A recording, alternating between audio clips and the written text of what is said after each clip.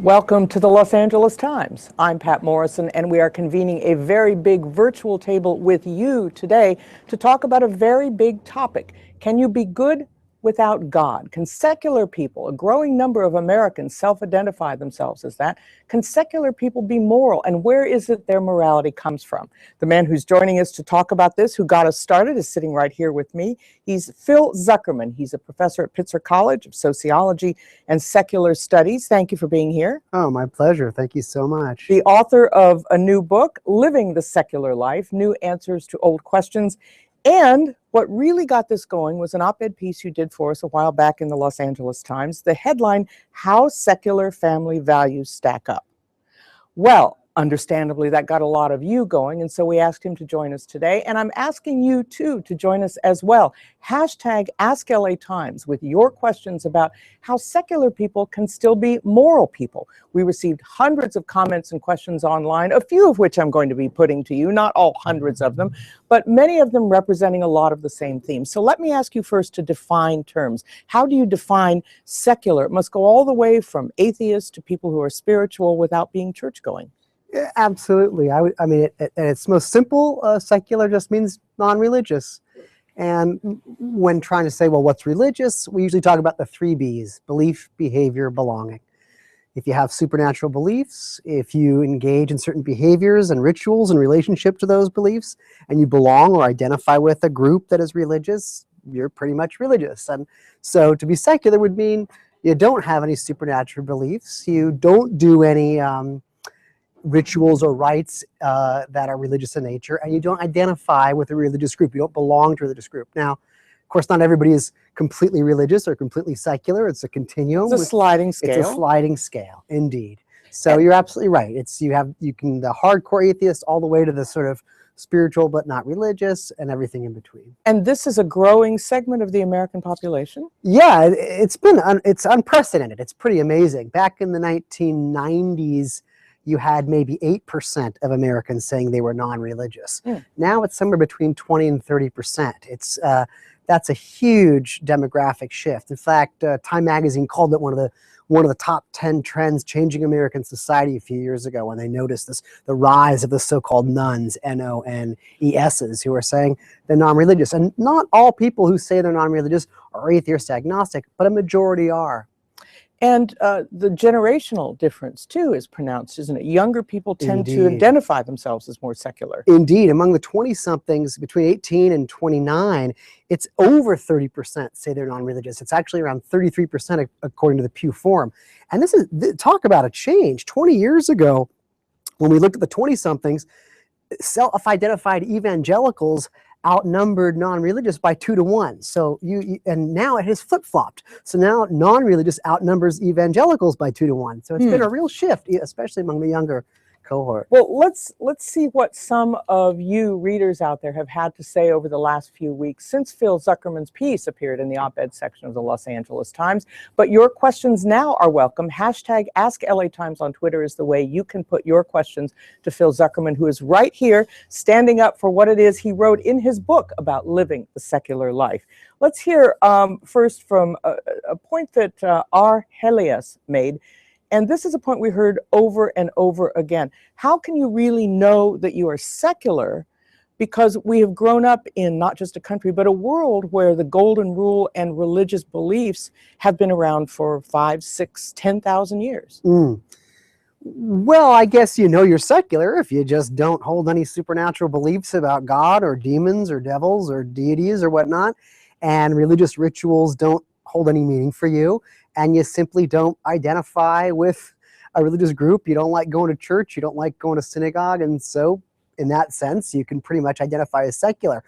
In terms of the golden rule, the oldest articulations of that, treating people the way you want to be treated, predate established religions. They come from ancient Egypt as the oldest written version of the golden rule, ancient China. So even just that notion of treating people the way you want to be treated is universal and was written well before the Gospels or the Quran or the Torah. And so is it innate? Is there something biological in people that makes the golden rule just a good way to be? I would be more likely to say it has to do with how we have evolved as pack animals.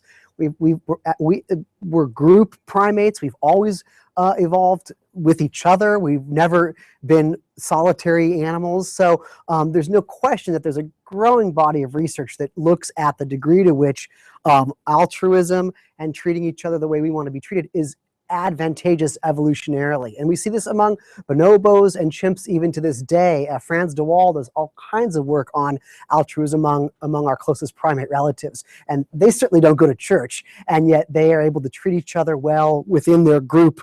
And so I don't know if it's innate or inborn.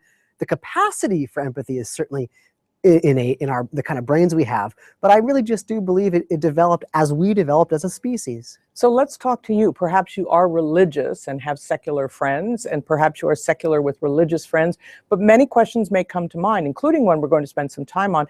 How do secular people bring up children to be good without God? How do these children come up knowing the difference between right and wrong without having a sense of an afterlife or a deity that is backstopping their parents whenever their parents tell them you shouldn't be doing this? Hashtag Ask LA Times is the place to do it. We can follow that on Twitter and put your questions forward. And somebody from Twitter has already asked, is it possible to make a positive claim that non-religious children actually end up more moral? Because a number of comments we received after your piece ran in the LA Times had to do with the sense that there are competing studies about anything. And you can shop and find a study that religious children are more moral versus secular children. What evidence do you have about that? Well, anytime you're in the realm of morality, there's always some subjective element there. I mean, so we're not measuring height here or something like that.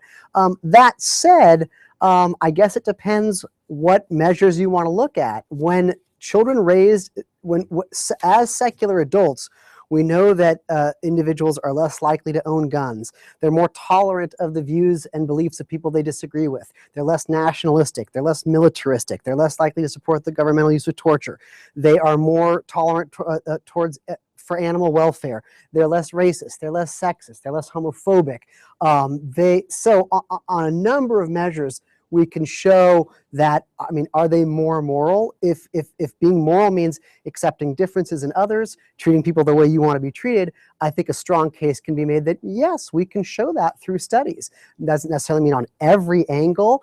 For example, in terms of just charity, giving to charity, religious adults tend to do better than secular adults in terms of time and money. And giving to churches? Absolutely. Churches and non. So we know that being part of a religious community does have its benefits. People tend to live longer when they're involved in religion. So I'm not here to say, secularism has all the answers.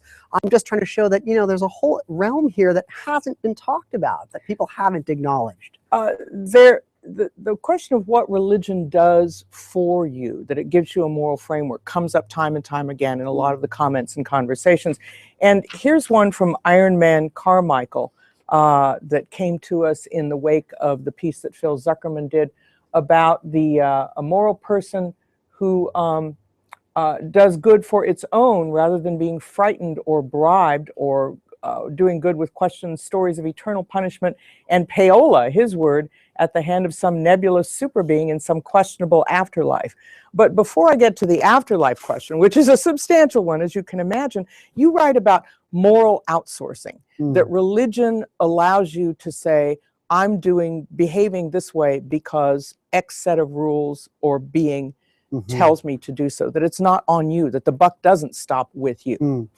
Yeah, I think religion does a lot of good in terms of providing community, traditions, heritage, helping raise children, et cetera, et cetera.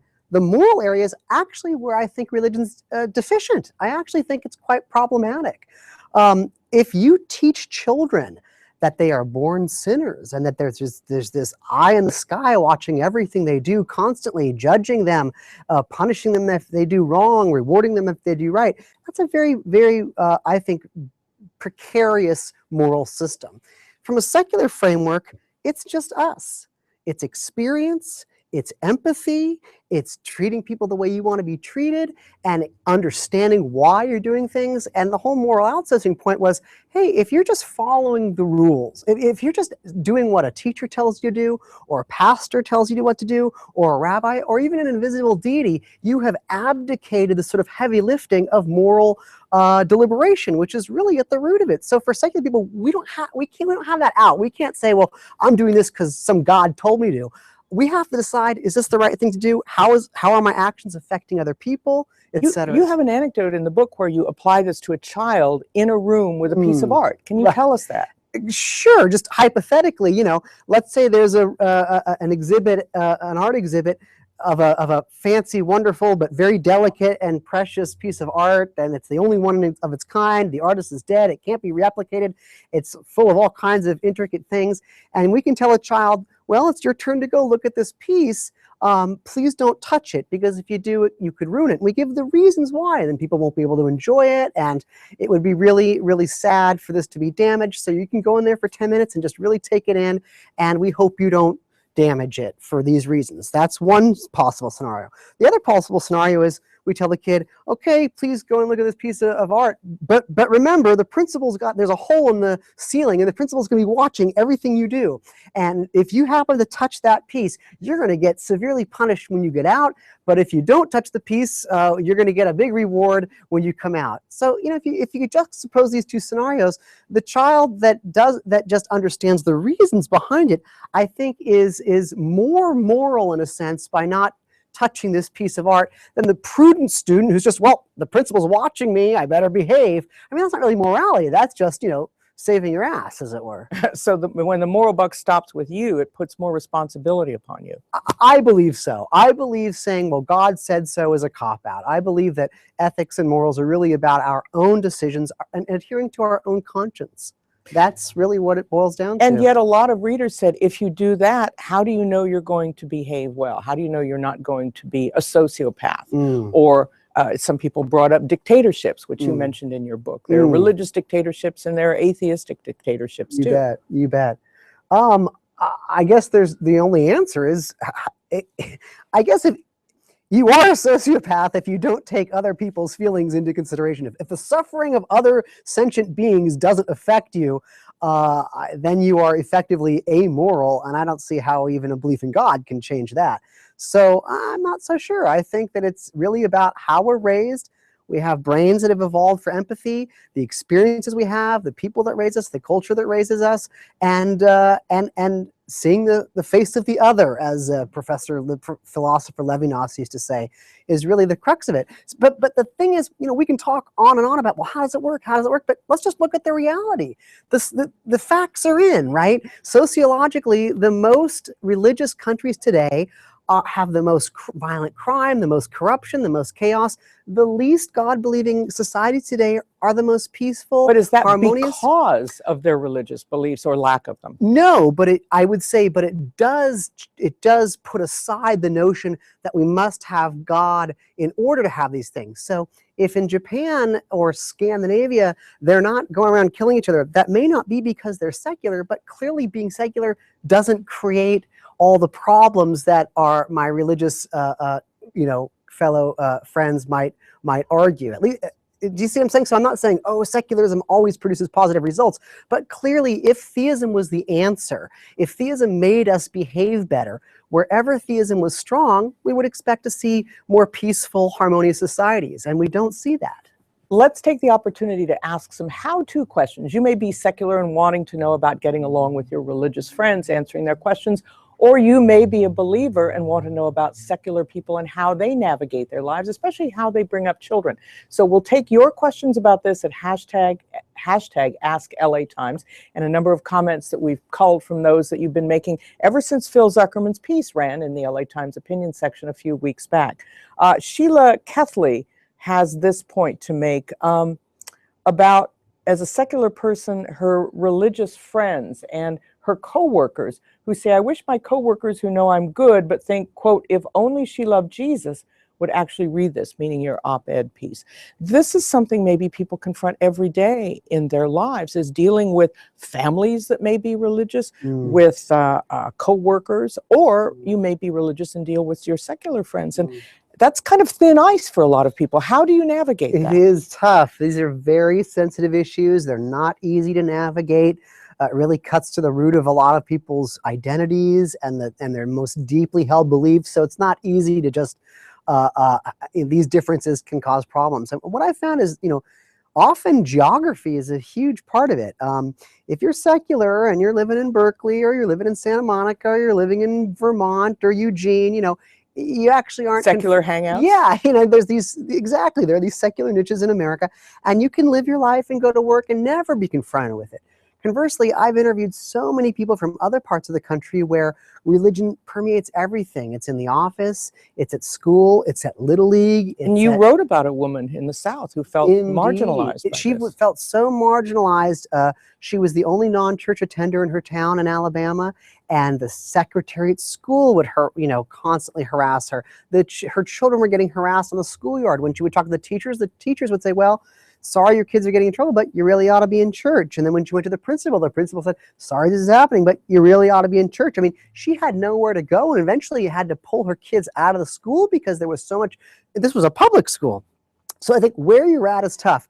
But even then, my own in-laws are born-again Christians, and I live here in California, they're in Colorado, and navigating, holidays, when kids come into the picture and grandkids, it's not easy. And what I say to people is, you have to look at how secure your job is, and you have to look at how secure your relations are with friends and family to decide how much you feel comfortable coming out or not.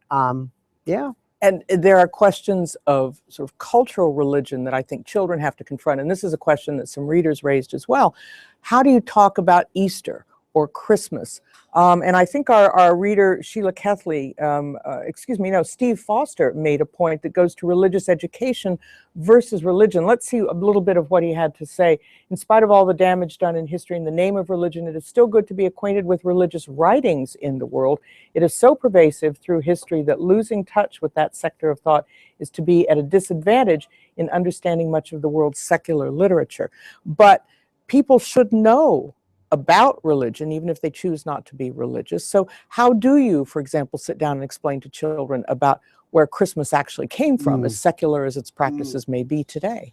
That's a lot of fun, actually. Because if you want to explain Christmas, you get to go right to the pagan sources, trees and evergreens and winter solstice and what was going on in Europe. And you get to explain that it actually has nothing to do with Jesus' birth at all, which isn't recorded in the Bible.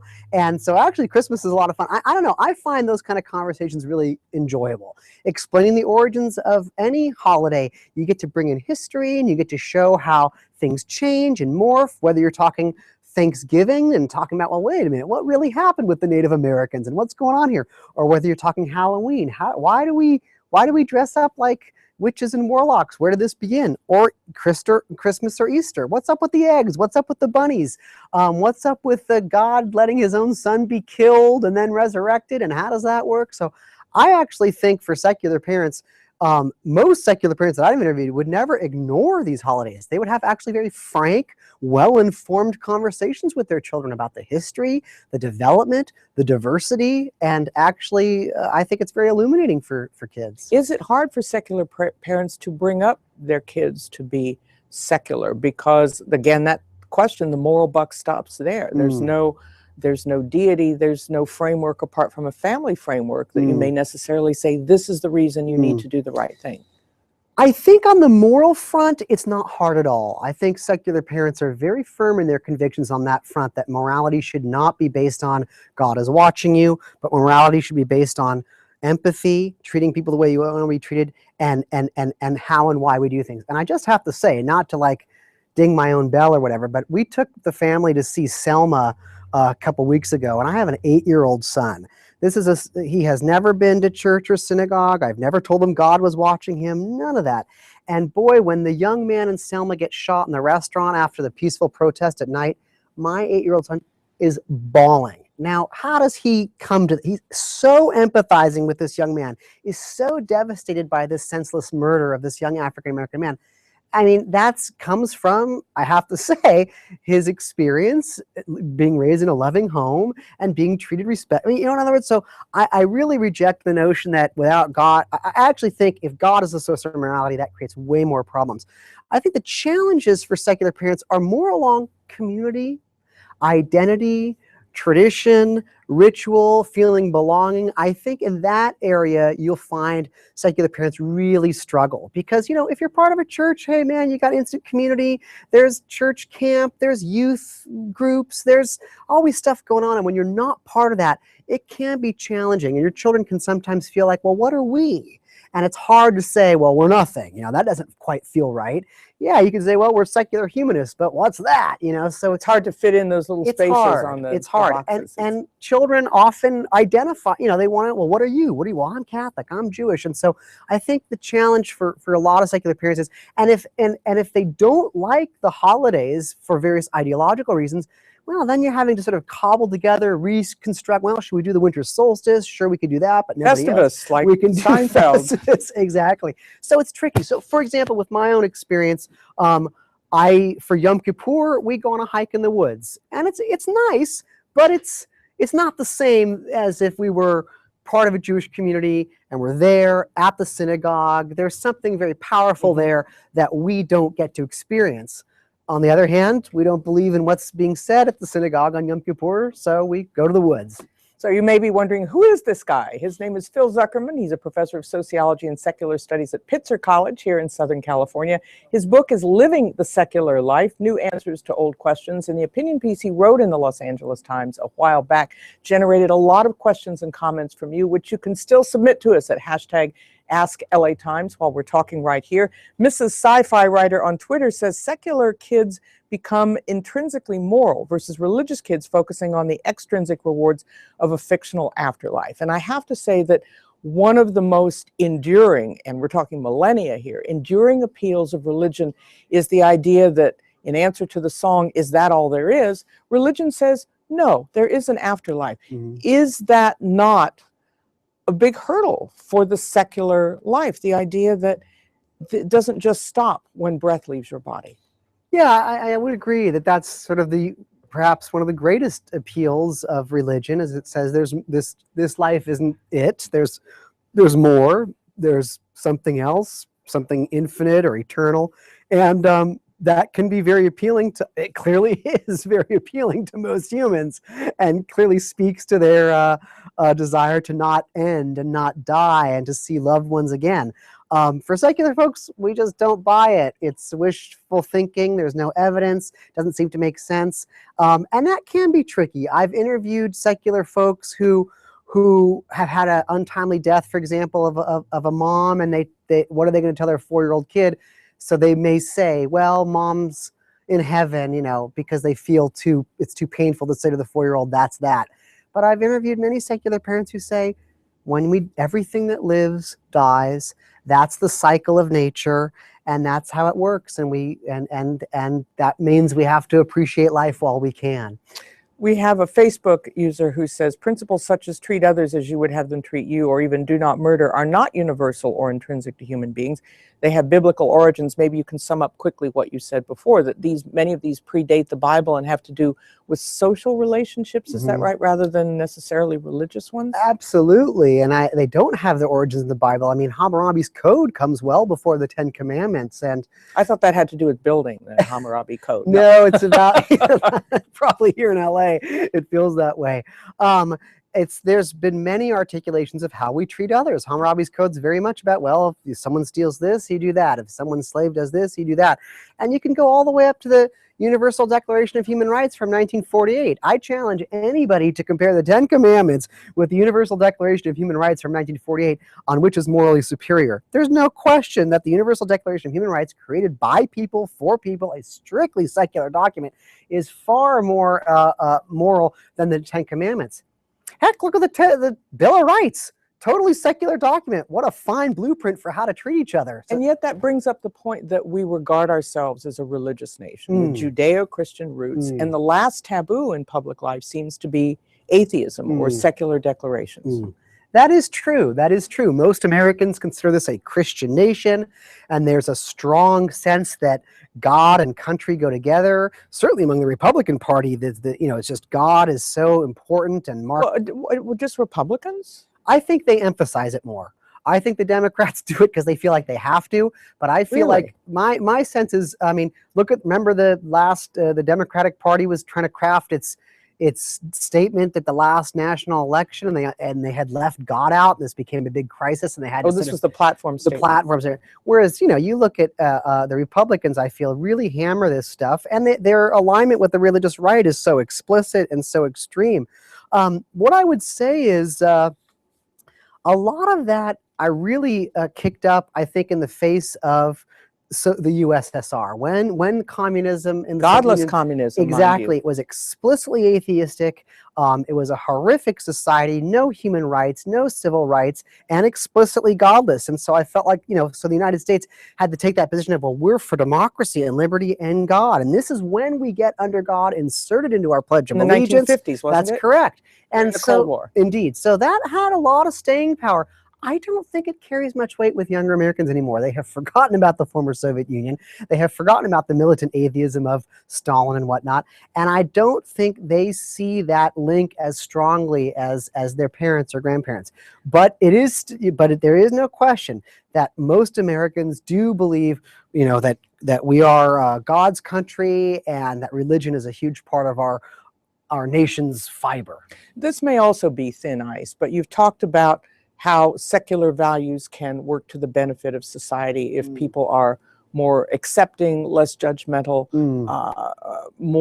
less self-regarding, and more accommodating of rights of others. But what harm, really, come on, what harm can being religious actually do?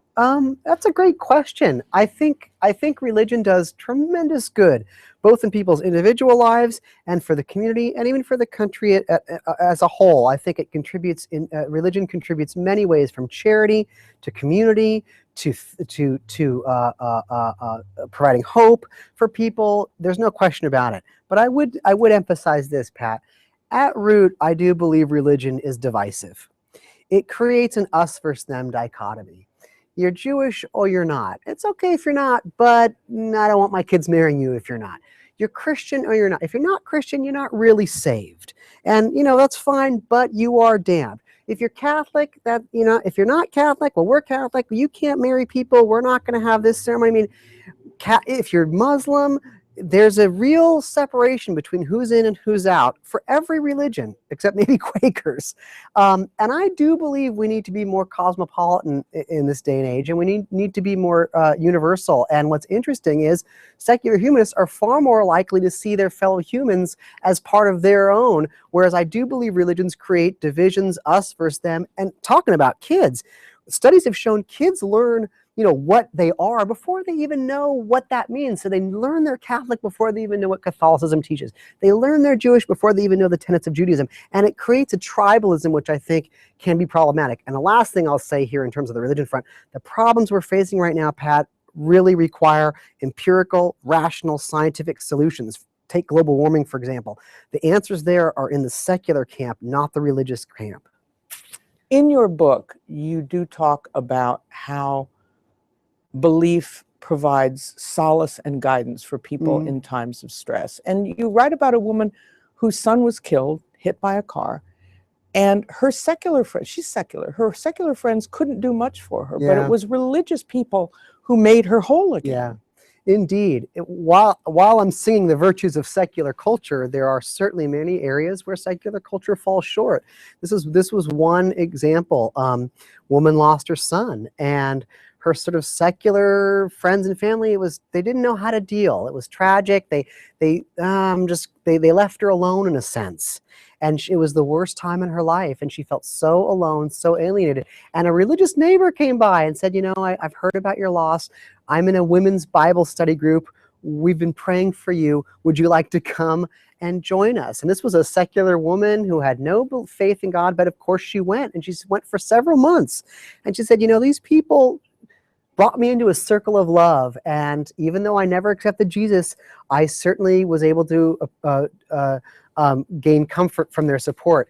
And I find that in many ways, religious communities do. When someone is sick, when someone's got cancer, when someone's out of work, whether we're talking the Mormon community on down, religious Hasidic communities, whatever community you're talking about, the networking, the care for others is really admirable and not something you see easily replicated in the secular world. That just kind of instant care for those in need.